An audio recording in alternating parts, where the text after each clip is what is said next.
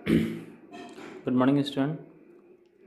आज हम लोग क्लास 3 का साइंस का पहला चैप्टर पढ़ेंगे, माई सराउंडिंग। तो चैप्टर पढ़ने से पहले स्टूडेंट की कुछ वर्ड मीनिंग है जिसको चैप्टर पढ़ने के दरम में समझना काफ़ी ज़रूरी है। और इसको पढ़ लेने से होता है कि इसको वर्ड मीनिंग को याद कर लेने से क्या होगा कि चैप्टर पढ़ना काफ़ी आसान हो जाएगा। दूसरी बात है, रीडिंग स्केल हम लोग को मजबूत करना है। बहुत से ऐसे बच्चे हैं जो क्लास 3 में चले गए हैं, बट इनका जो रीडिंग स्केल है वो काफ़ी हद तक कम है। मतलब वो पढ़ नहीं पाते अच्छे ढंग से, क्या करना है क्या नहीं है। तो इस छुट्टी में हम तो यही चाहेंगे फर्स्ट ऑफ ऑल कि आप लोग बुक खरीद लीजिए। और बुक खरीदने बुक लिस्ट मिल गया है, और जहाँ पिछले साल आप लोग बुक खरीदे थे तो बुक इस बार भी वहीं से मिल रहा है। तो बुक खरीद लीजिए, जिसके वजह से आपको पढ़ने में काफ़ी आसानी होगा। अब हम लोग तो ऐसे यहाँ से PDF भेज रहे हैं, भेजेंगे, सब चीज़ करेंगे, बट बुक अगर पास में होगा तो वो ज़्यादा अच्छे से समझ में आ पाएगा। जैसे क्वेश्चन आंसर होगा, तो कल हो के अगर आज चैप्टर खत्म हो क्वेश्चन आंसर करवाएं तो कैसे कर पाएंगे क्वेश्चन आंसर। तो कोई अब धीरे धीरे समझ लीजिए कि मैथ है, साइंस है, मतलब आपको बेसिकली अब धीरे धीरे हर चैप्टर अब ऐसा ही शुरू होगा। जब तक ये महामारी चलेगा तब तक समझ लीजिए कि अभी पढ़ाई का क्रमबद्ध जो तरीका है वो यही होगा। और महामारी खत्म होने के बाद अगर विद्यालय पुनः खुलता है तो फिर जैसे हम लोग ऑफलाइन पढ़ाई कर रहे थे तो वैसे ही पढ़ाई हम लोग का चलेगा। तो इस वर्ड मीनिंग को अपने कॉपी में उतार लीजिए, और उतार लेने के बाद इसको याद कर लीजिएगा, ठीक है। ऐसे कोशिश करेंगे कि इस वर्ड मीनिंग का भी एक फ़ोटो क्लिक करके काफ़ी अच्छे से हम आपको सेंड कर दें। तो अब हम लोग चैप्टर की तरफ बढ़ते हैं कि क्या हम लोग को साइंस का पहला चैप्टर कहता है माई सराउंडिंग में। देखते हैं। सो माय डियर स्टूडेंट, कहता है माई सराउंडिंग मतलब हमारे आसपास, जो हमारे आसपास के जितने भी चीज़ हैं हम लोग के चारों तरफ, तो उसके बारे में हम लोग इसमें स्टडी करेंगे। लिविंग और नॉन लिविंग थिंग्स के बारे में पढ़ेंगे कि हम लोग के चारों तरफ हर तरह का ऑब्जेक्ट है। कुछ ऐसे भी हैं जो लिविंग थिंग्स में आते हैं और कुछ ऐसे भी हैं जो नॉन लिविंग थिंग्स में आते हैं। सॉरी। तो कहता है कि we live in a beautiful world. ध्यान से देखिए, अब बुक खरीद लिए तो लाइन बाय लाइन जो हम बोलेंगे उस वहां पे एकदम उंगली रख के एकदम अति करना है। We live in a beautiful world. हम लोग जो भी हैं वो एक ब्यूटीफुल वर्ल्ड, मतलब एक बहुत से सुंदर से दुनिया में हम लोग रह रहे हैं। There are so many things we see in our surrounding. हम लोग अपने चारों तरफ बहुत सी चीजों को क्या कर रहे हैं, देख रहे हैं। बहुत सी चीजों को देख रहे हैं हम लोग अपने चारों तरफ कि क्या है क्या नहीं है, कौन से लिविंग है कौन नॉन लिविंग थिंग्स है। तो यही है, कहता है कि some of this things can move. जो भी चीज हम लोग अपने चारों तरफ देख रहे हैं उसमें कुछ चीजें ऐसे हैं जो अपना प्लेस चेंज कर रहा है। पहले वो कहीं हो, अपने से, आप नहीं कर रहे, वो अपने से चेंज हो रहा है। कैन मूव, वो ग्रो कर रहा है। जैसे आप खुद देख लीजिए, कल तक आप बाबू थे एक छोटा सा, फिर धीरे से बड़ा हुआ, माँ के गोद से उतर के चलना शुरू किया, दौड़ना शुरू किया, भागना शुरू किया। अब तो इतना भाग रहे हैं कि घर से भागल भागल स्कूल आ जा रहे हैं, यहाँ से भागल भागल घर जा रहे हैं। दूसरी बात है महसूस कर रहा है। फील का मतलब होता है महसूस करना। मतलब कि जो भी है, जैसे कि मान लिया जाए कि घर परिवार में अगर छोटे भाई को कुछ हुआ तो आपको भी दुख होता है, तकलीफ होता है। अगर आस पास में अगर कोई ऐसा घटना घटा जिसको देख के आप डर जा रहे हैं तो ये महसूस है। ये डर होना, किसी से नफरत हो जाना, गुस्सा कर लेना, किसी से प्यार करना, तो ये होता है। रिप्रोड्यूस मतलब होता है अपने ही जैसे संतान। जैसे कि अगर हम अपने परिवार में अगर 4 भाई बहन, 3 भाई बहन, 2 भाई बहन होंगे तो पहले एक आया होगा, फिर एक आया होगा, फिर एक आया होगा, या फिर किसी कुत्ते को देखिएगा उसका एक बच्चा भी होता है बहुत सारा। तो वो रिप्रोड्यूस होता है मतलब अपने ही जैसे समान संतान को, समान जीव को जन्म दे रहे हैं, इसी को हम लोग रिप्रोड्यूस बोलते हैं। ठीक है, कहता है कि दे हैव ए लाइफ, याद रखिएगा, they have life in them, वो सभी में क्या होता है, जीवन होता है, लाइफ होता है, वो जिंदगी जी सकते हैं। जैसे हम लोग एक कभी लंबे समय तक अपने लाइफ को स्पेंड कर सकते हैं, हम लोग 80 साल तक जी सकते हैं। तो जितने भी लिविंग ऑर्गेनिज्म, हाँ ये बात सही है कि सभी लिविंग ऑर्गेनिज्म का जो एज होगा वो एक जैसा नहीं होगा, बट वो अपने लाइफ को जी सकते हैं, काफी अलग अलग ही है। जैसे हम लोग का कुछ होगा, कुत्ता का कुछ होगा, बिल्ली का कुछ होगा, प्लांट्स का कुछ होगा, तो लेकिन सब अपना अपना लाइफ स्पेन जीते, सब अपने जीवन जीते, तो उसी को बोलते हैं।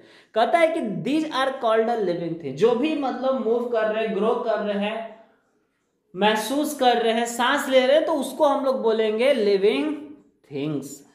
ठीक है, कहता है कि दे आर अदर,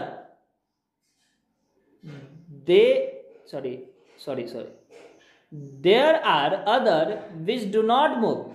अगर दूसरा बात करते हैं कि वैसे लिविंग ऑर्गेनिज्म या ऐसे थिंग्स जो मूव नहीं कर रहे हैं, ग्रो नहीं कर रहे, फील नहीं कर रहे, रिप्रोड्यूस नहीं कर रहे हैं, जिनका कोई लाइफ नहीं है, तो उसको हम लोग बोलते हैं नॉन लिविंग।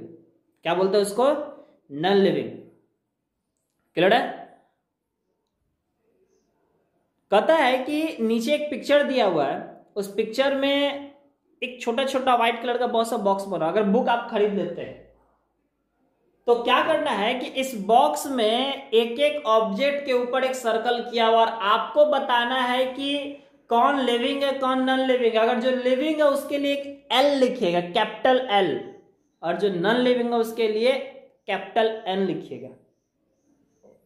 बस समझ रहे? अब हम लोग इसके बारे में थोड़ा सा और अच्छे से स्टडी करते हैं कि आखिर लिविंग और नॉन लिविंग है क्या। थोड़ा सा देखिएगा।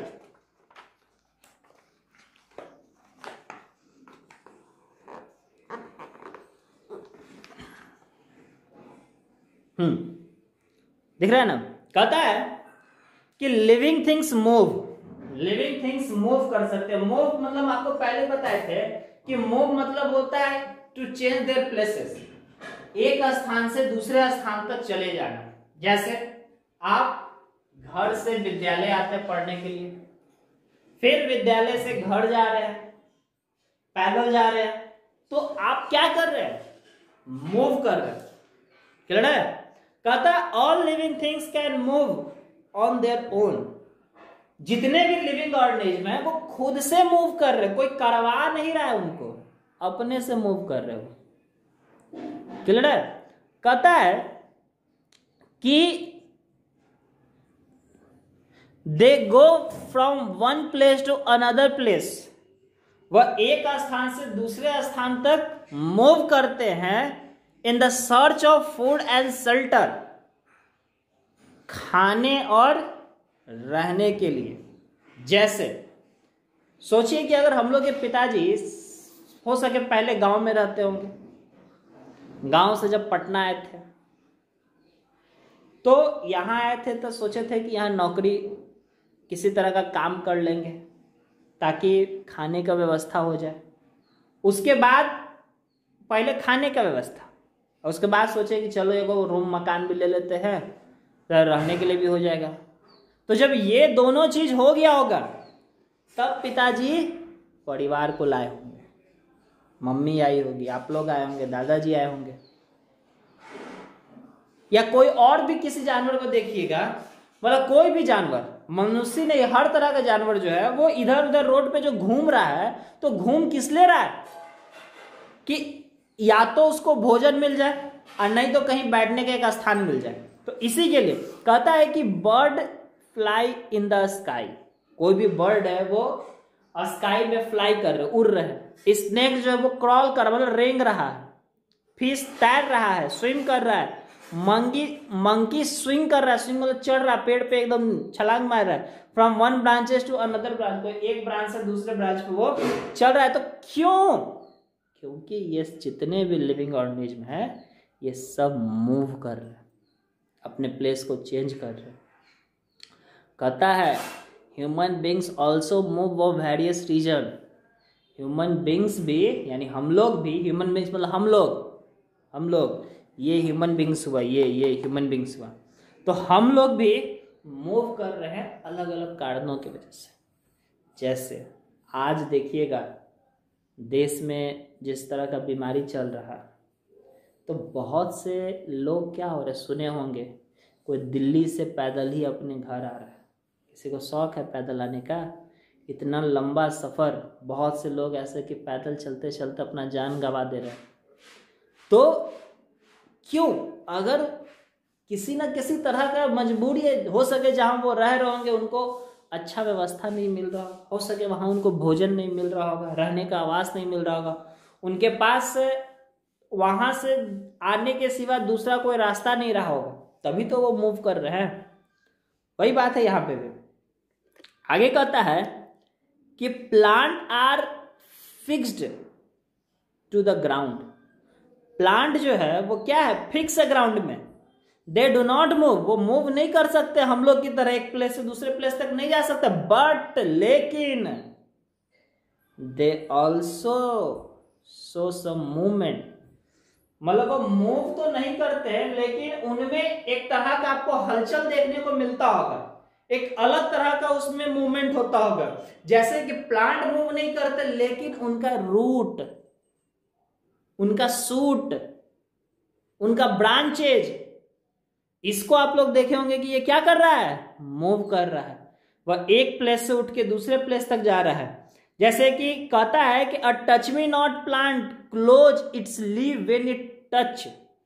कोई छुई मुई के पेड़ को अगर हम टच करते हैं, छू देते हैं, तो देखिएगा वो अपने पत्ता को क्या कर लेता है, बंद कर लेता है। तो अगर इस तरह का मूवमेंट है तब तो वो लिविंग थिंग्स है, तब ना वो ऐसा कर रहा है। अगर एक प्लास्टिक का फूल और प्लास्टिक का पत्ता अगर आप लाते हैं, just touch me not plant का ही छुई मुई का आपको प्लास्टिक का दुकान से जाके, श्रृंगार की दुकान से खरीद लीजिए और ले आइए, क्या उसको छुएंगे तो वो बंद हो जाएगा? नहीं होगा। काहे भाई? तो वो लिविंग नहीं है। तो जो लिविंग है तो जाहिर सी बात है कि उसमें मूवमेंट होगा ही होगा। बस मेरे कहता है कि they close of petal, petal बोलते पंखुड़ी को। जैसे कि कोई भी प्लांट हो गया, देखिए ये बहुत सा वर्ड ऐसा है जो बोर्ड पे हम नहीं लिखवा पाए हैं, तो आप लोग पढ़ने के दौरान अगर आपको ऐसा लगता है कि सर अगर ये वर्ड हमारे लिए ज़रूरी है तो आप उसको लिख लीजिए। बस में रहे तो थोड़ा सा मतलब देखिए, कोई भी स्टूडेंट आप जब तक आगे नहीं बढ़ सकते हैं जब तक आप खुद पे डिपेंड रहना नहीं सीखिएगा, ठीक है। सर तो एक माध्यम है कि सर पढ़ा रहा है, बट हम कितना पढ़ रहे हैं ये मैटर करता है। बस में रहे कहता है कि द क्लोजिंग ऑफ पेटल, पंखुड़ी, पंखुड़ी होता है जैसे कोई भी फूल जो होता है वो आप देखते हैं तो कैसे कहते हैं कि सर ये फूल लाल रंग का है, ये पीला रंग का है, ये काला रंग का है, ये नीला रंग का है। तो ये जो कलर है ना, तो कलर कैसे बताते हैं? पंखुड़ी को देख के। फूल का जो पंखुड़ी होता है जिसपे कलर होता है, तो उसी को इंग्लिश में हम लोग पेटल बोलते हैं। पेटल का मतलब होता है पंखुड़ी, पंखुड़ी, ठीक ना। तो कहता है कि the closing of the petal of moon flower, जो मून फ्लावर है उसका जो पेटल, उसका जो पंखुड़ी है, जब वो क्लोज हो जाता है इन द मॉर्निंग, मॉर्निंग में, and bright light and open in the dark when the light fade is also the example of movement. जैसे कहने का मतलब हो गया कि इसका जो मॉर्निंग में क्या हो रहा है कि इसका जो जैसे ही ब्राइट लाइट पड़ता है तो वैसे ही ये क्या हो जाता है, बंद हो जाता है। लेकिन जैसे ही रात होता है, जब रात की चांदनी उसमें पड़ती है, मतलब चांदनी मतलब कि चांद का जब प्रकाश या जब रात होता है, अंधेरा होता है, तो उस समय वो खिल जाता है। वो मुरझाया हुआ फूल, फेड मतलब मुरझाना, मुरझाया हुआ फूल भी क्या हो जाता है, खिल जाता है। तो कैसे?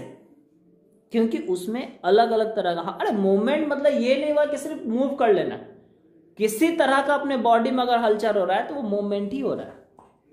बस में रहे आगे कहता है कहता है कि movement in also seen in climber. Climber plant बोलते हैं कि जो अपने से ग्रो नहीं करता। आप देखिए बहुत से ऐसा छोटा छोटा पौधा देखे होंगे जिसमें ग्रो करने के बाद देखो उसमें बांस ऐसे लगा दिया या उसमें रस्सी से लगा दिया गया, तो वैसा प्लांट उसको बोलते हैं क्लाइंबर प्लांट। जैसे मटर का पौधा हो गया, ठीक है ना, ग्रेप्स का पौधा हो गया। तो ये सब जो होता है ना, तो ये सब जो प्लांट है इसमें भी मूवमेंट होता है।